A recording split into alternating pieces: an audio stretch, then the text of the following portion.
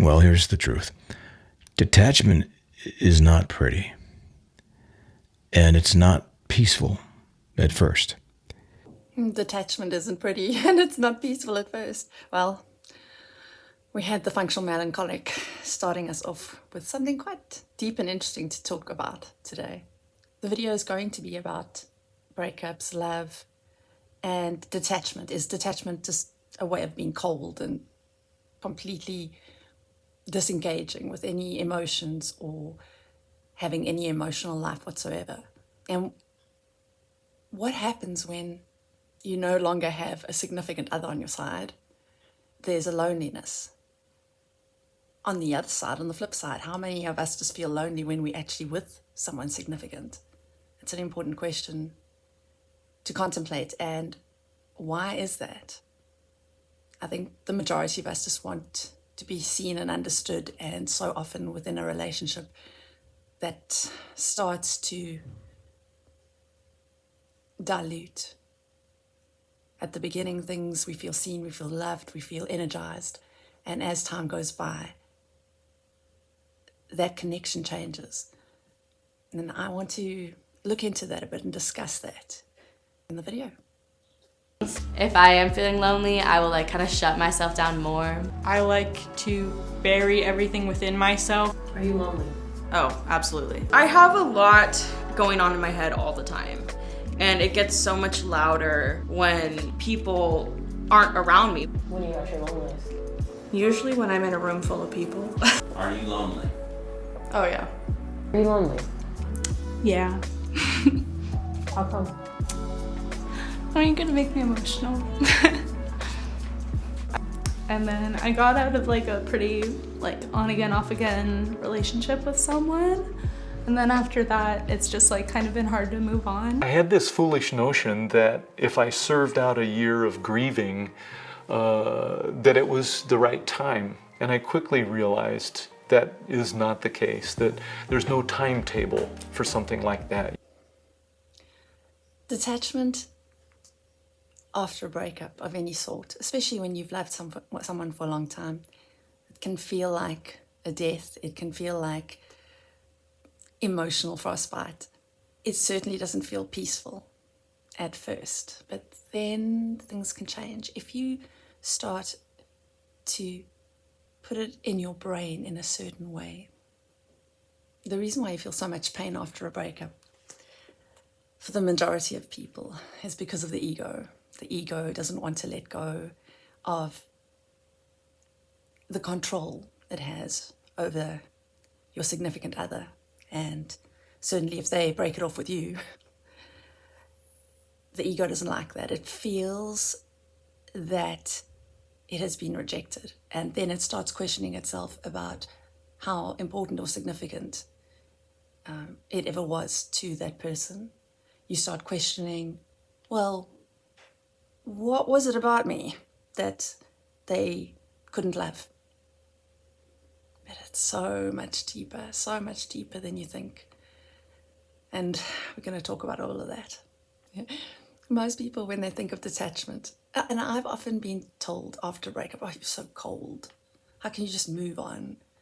Did I mean nothing to you? The truth is not that at all. And detachment from someone, if it seems like they've been cold and just letting go and moving on with their life, it's not that simple. There's a lot going on hidden on the inside in the emotional dynamics of the person, especially if they seem like they detach too quickly. Detachment, if you think of someone who's detached, it's often cold, unemotional, void of any emotions and feelings. They don't chase. To detach, don't chase, attract. We've been told all these things. Protect your peace. And some people think that a person who's emotionally detached is denying their emotions. They are numbing themselves from hurt or pain, protecting themselves from that.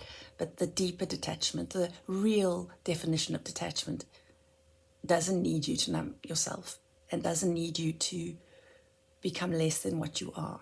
In fact, detachment in the real sense can make you feel more and make you feel closer to your essence. So is detachment not caring anymore? No, that's suppression. When you no longer care about someone, it's impossible. If you've loved someone for a long time, it's impossible to snap and not care about them anymore. But what can happen is you can suppress your feelings. You can suppress what you feel for them and just say, I don't care anymore. Feel nothing for them. That's not true detachment. That's suppression. Real detachment doesn't mean that you stop feeling. It doesn't mean that you don't care. And it certainly is not about numbing and numbing yourself.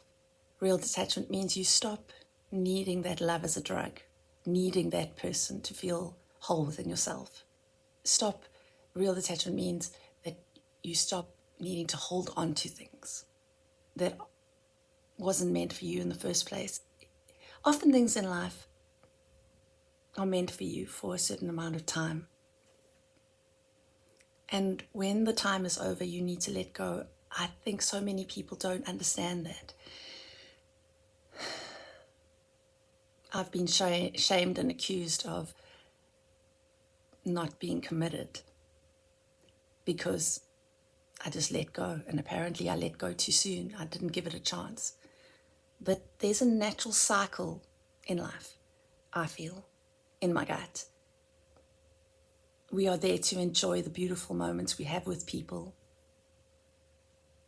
And when they start to become negative influences on your life, or you see you are becoming a negative influence on somebody else's life, the ability to detach and walk away can be the greatest gift you can give that person and that they can give to you. You know, when I was younger, and I'm sure many of you would relate to this, I believed that, love was this warm, incredible connection you have with someone, that you are half a person and then you meet another half and you become whole. And it's loving and safe and nurturing. And everybody wants to have that. So being alone in your life could never be rewarding because you have to have someone else to be whole. Love has always been seen as this perfect emotional exchange between two souls. And that's half the reason, if we live in that fairy tale, why we become so confused when there isn't this beautiful, perfect, synchronistic emotional exchange between you and your partner. We've been taught that we need someone. We need someone to fill the void of loneliness we have inside. I think we forget that loneliness is part of life. It's part of the human condition. I can guarantee that almost anyone you ask, are you lonely, or are you feeling lonely, or do you feel alone? Some will say, no, I'm good. I'm not lonely. But at the core, especially people that feel deeply about things, we all feel lonely because there's no possible way that anyone could ever understand you 100%. We are far too individual. Our emotions are so complex. Our individuality is so complex. It's absolutely not possible to have somebody see you all the time. And I think when we are not seen for who we want to be seen as, when we feel misunderstood, that's when we feel most alone, when we feel disconnected, when we say something and it's misinterpreted. There's a feeling of loneliness. Because ultimately, I think all of us just want to be understood and seen and accepted for who we are. And in the world that is moving so fast, and people have things to do, and many people are so self-involved that they can barely get through their day, and with everything they need, that there is absolutely no way that they would even have a moment for you and to see you and what you need. And we get brief glimpses of that in our relationships because at least those people spend time with us. But even within a relationship, the majority of the time, if we are someone who has emotional needs of truly wanting to connect with someone, we would need to do a lot of communicating and sharing of stories to help the other person see us. And we don't always have time for that, and certainly a lot of us prefer not to tell everything to our significant other. Some of our feelings, some of the things we think are dark and scary and shameful. To truly be seen by another would have to be you confronting both your light and your dark, and being excited to share them, share your faults, share your humanness with the other person. If you do not do that, then there is absolutely no way you could expect someone to truly see you. And so the ultimate result is loneliness. I think as well, we evolve every day. So we need to keep in touch with that person. It's not enough to have met someone, told them your whole life story, and for the first few months tell them absolutely everything you think and feel, and still expect in a year or two, when you have changed and evolved, for them to still understand and see you. You need to keep that up. You need to keep that dialogue up about where you are and how you're feeling on a daily basis to continue to be seen.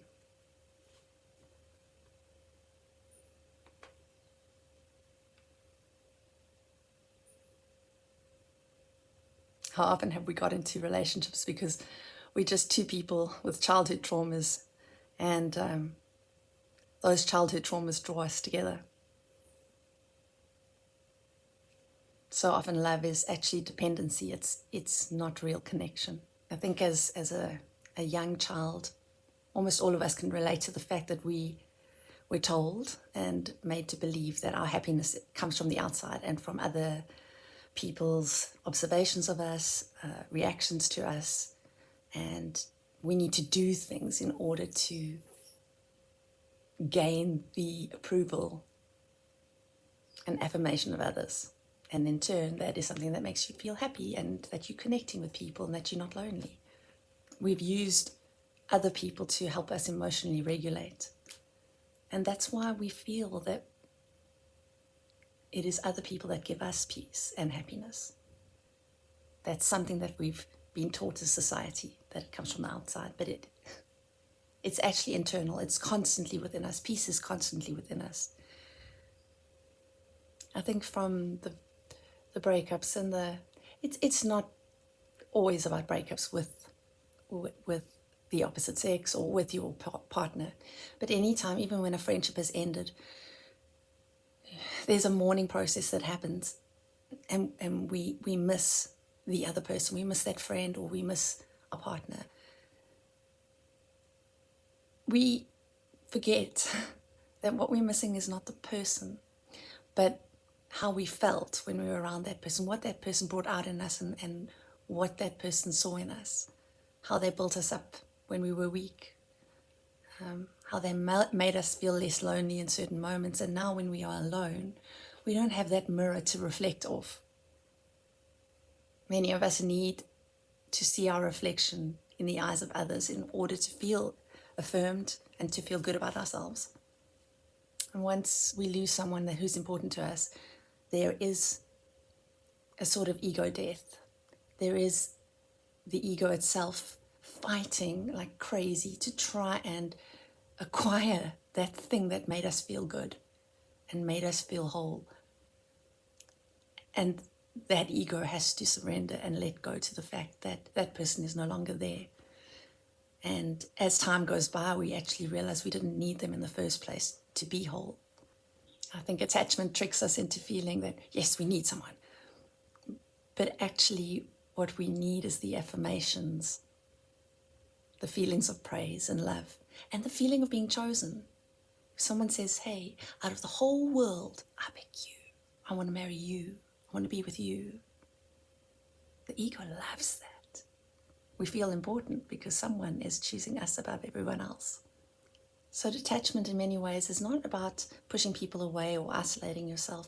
It's actually limiting the amount of people that you allow in your own emotional playground and in your own emotional turmoil. I've learned so much through relationships, and I think I've grown as a person. I've often questioned myself and thought, would I grow and become more of a person and be more peaceful and whole on an island all by myself to contemplate life?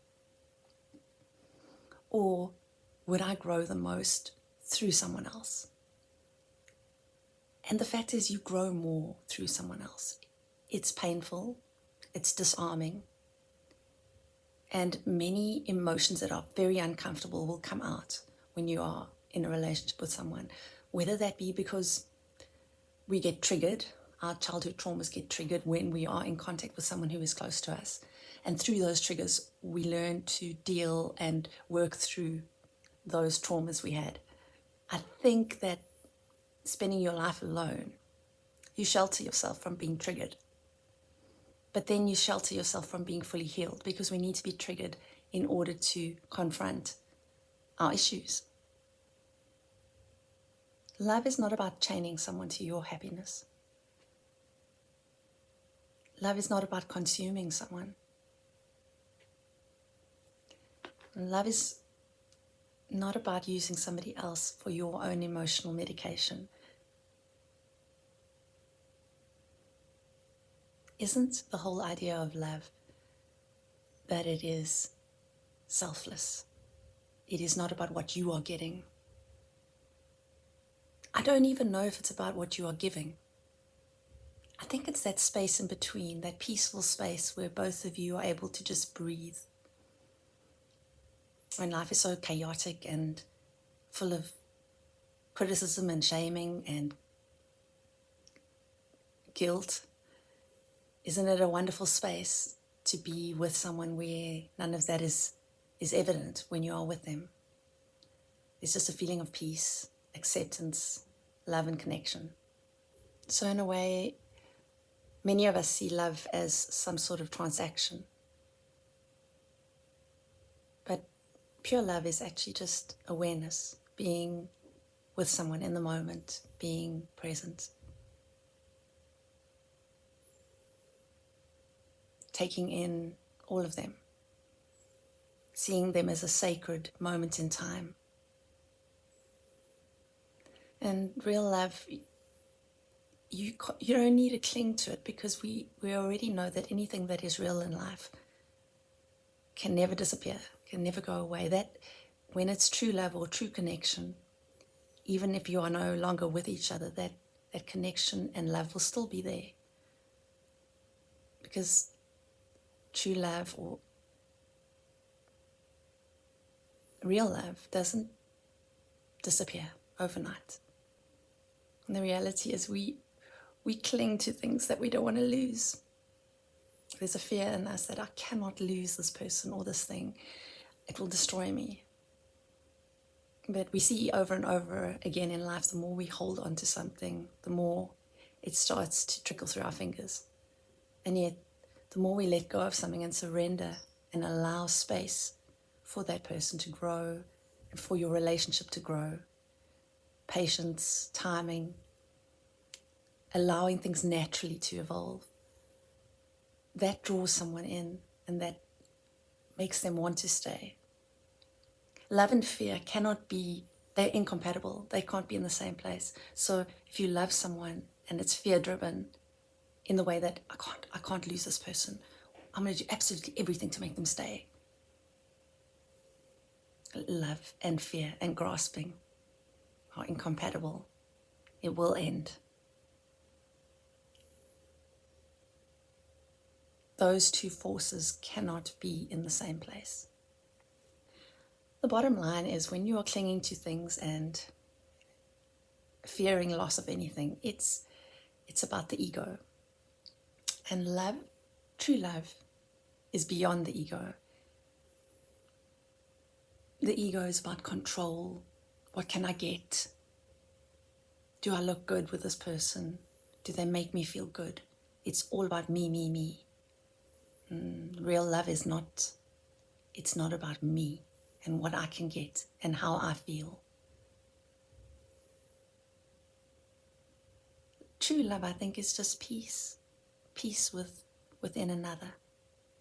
There is no fear. there is a feeling of breathing. There's a feeling of eternal connection. And I know this may sound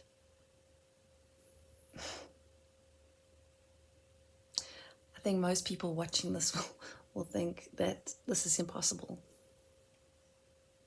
Impossible to feel peaceful with someone, because love for most people is conflict. And you know where that conflict stems from? It stems from the egos, both people's egos standing up for what they believe they need. That creates conflict, and yet real love is peaceful, because the egos will dissolve between the two people, and all you have underneath that is just this absolute need for the best for the other. And joy when you can see that they are blossoming and they are happy and peaceful, and most especially when they're around you. You build them up, so they think and so they feel. They want to spend more time with you because you are an anchor in their life. You are a ladder for them to evolve into something greater. They use your energy and you use their energy in order to liberate yourself from emotional crutches. The Functional Melancholic, I think I was watching his video on this very idea, and that's what inspired me to make this video. There was a line that he said that I thought was absolute perfection. Looking at life and saying, I don't need this thing, this person to be permanent.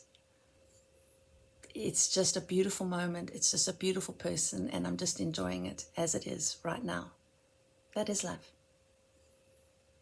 Not needing it to be long-term and plan it all out and how you're going to attach to this person so that they can never leave you because you want this beautiful thing. It's like having a beautiful rose in your garden, and you are so scared that it will eventually wither and die on that branch that you pick it, you bring it home, and you put it in a vase, and as soon as it starts looking like it's about to die, you put it in, I don't know, something that's everlasting, like glass. Didn't that just defeat the beauty of the pureness of that rose in that moment on that branch? Love something fully and let go gracefully of it when the time is there. Let go gracefully of it when it changes and evolves and no longer suits your space and you as a person. Stop editing people to fit into your fantasy. Stop needing others to validate your script. Start relating to people as they are, not as your mind wants them to be. Real intimacy is when projection evolves into presence. People that have been hurt a lot, they learn that their own emotions are not the enemy. The enemy is clinging to them, clinging to those emotions. You don't have to suppress what you feel. You just have to stop believing that every emotion you have is some sort of command to action. You don't have to act on every emotion. Just witness it. Have presence without control. I think it's important to realize that when you cling less, you connect more. And love is meant to remind you that you were never incomplete in the first place. And let people come and go, gently, gracefully. And my final message is that let moments rise and fall, because nothing real is ever lost. I hope this helped you today, and I hope to see you soon. Don't forget to subscribe and like and become part of this community. And if you have any comments and things you'd like to share, I'd love to hear about them. Toodaloo, till next time.